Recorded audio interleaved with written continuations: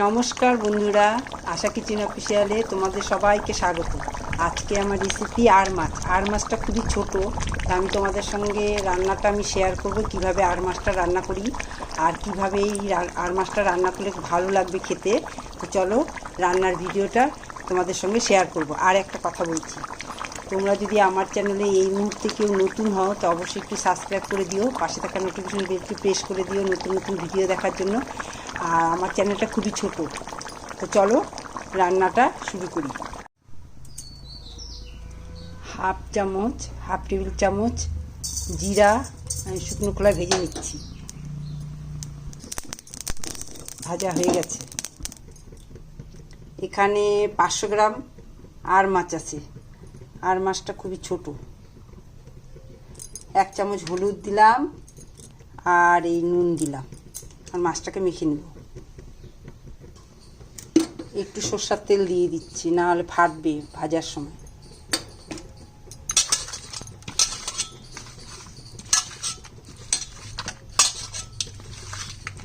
এমনিতেই বোয়াল মাছ, পাবদা মাছ আর মাছ তেলে দিলেই খুব ফাটে।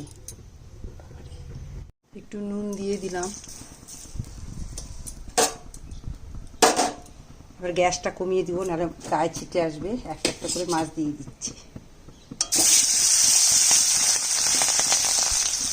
ফাটতে শুরু করে দিচ্ছি।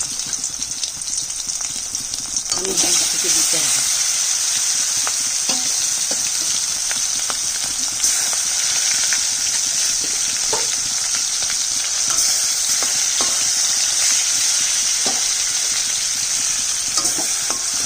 গ্যাসের আঁচটা অনেক কমিয়ে দিলাম, না হলে পরে আরও বেশি ফুটবে আর গায়ে আসবে। এবার গ্যাসটা বাড়িয়ে দিব, গ্যাসের ফ্লেমটা আবার কমিয়ে দিব। এবার মাছটা উল্টে দিব।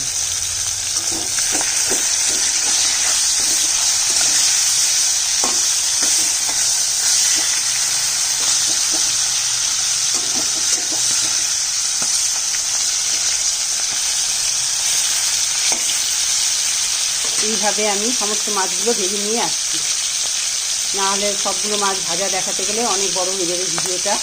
মাছ ভাজার তেলে আমি ডালের বড়ি ভেজে নিব।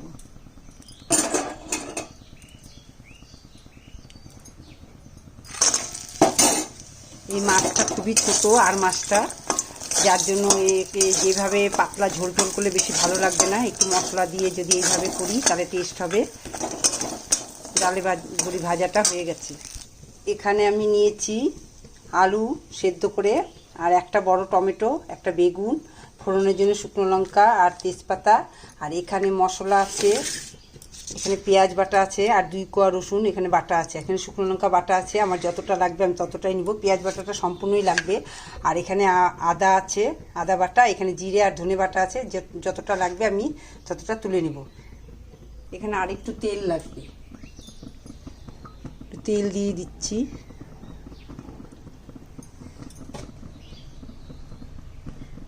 এবার আমি প্রথমে আলুটা ভেজে নিচ্ছি। আলুটা সেদ্ধ করা, অল্প ভাজলেই হয়ে যাবে। হয়ে গেছে অল্প ভাজা।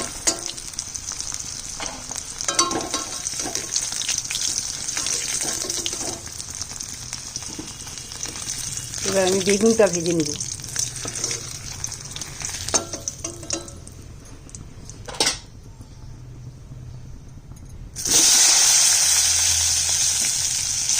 বেগুনটা একটু ভেজে নিচ্ছি।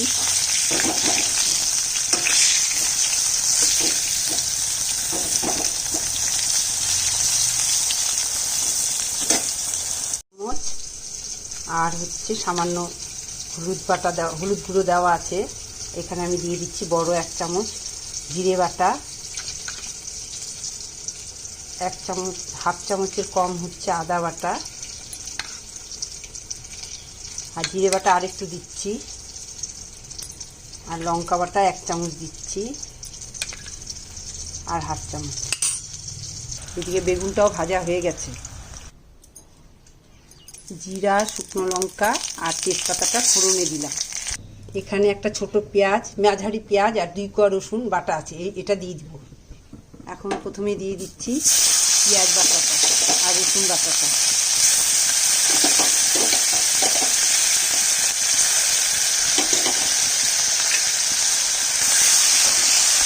এই দিয়ে মশলার মধ্যে জলটা দিয়ে দিচ্ছি, মশলাটা আমি গুলে নিচ্ছি।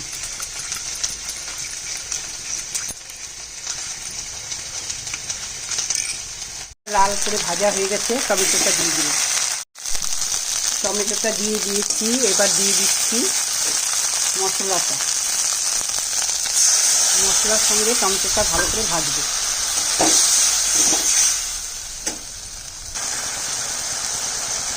সামান্য চিনি দিচ্ছি,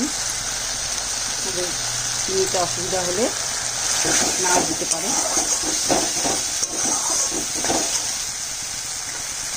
জল দিয়ে দিচ্ছি। এবারে আমি স্বাদ মতো নুনটা দিচ্ছি।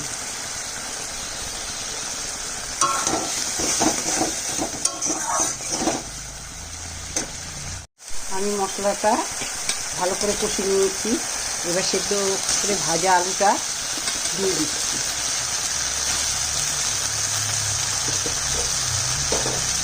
আলু বেগুন দিয়ে দিচ্ছি।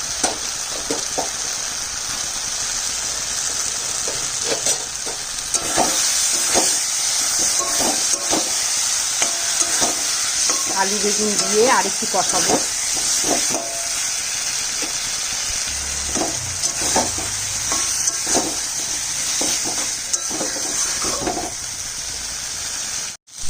আমি 2 মিনিট মতো কষালাম। এবার আমি জল দিয়ে দিচ্ছি।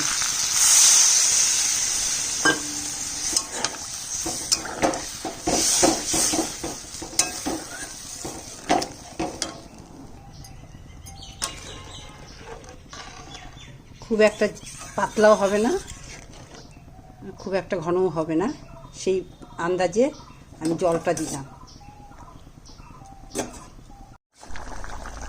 ঝোলটা ফুটে গেছে,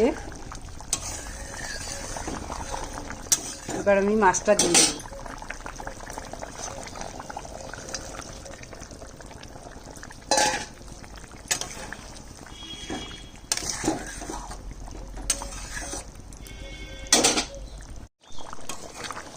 ঝোলটা ফুটে গেছে, আর আলু বেগুন দিয়ে যেহেতু ঝোল, তার মধ্যে ডালের বড়ি, ঝোলটা টেনে যাবে। ডালের বড়িটা দিয়ে দিচ্ছি।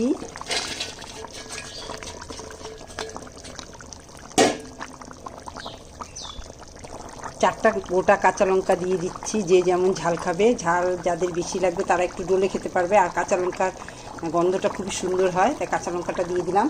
আর ভেজে রাখা ওই যে জিরের গুঁড়োটা রোস্টেড করে আমি দিয়ে দিচ্ছি।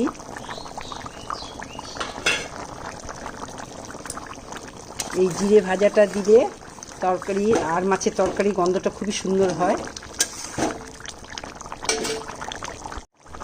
এইভাবে ছোটো মাছ, মানে ছোটো আর মাছ রান্না করলে একটু ভালো লাগে খেতে, নাহলে আর মাছের অত টেস্ট পাওয়া যায় না। তা আপনাদের যদি এই রান্নাটা আমার পছন্দ হয় তবে অবশ্যই একটা লাইক দিবেন। আর এখন একটু গরম মশলা দিয়ে দিচ্ছি। রান্না তো আমার কমপ্লিট আজকের মতো। টাটা, আরেকদিন আমি আবার নতুন রান্না নিয়ে আসবো। টাটা।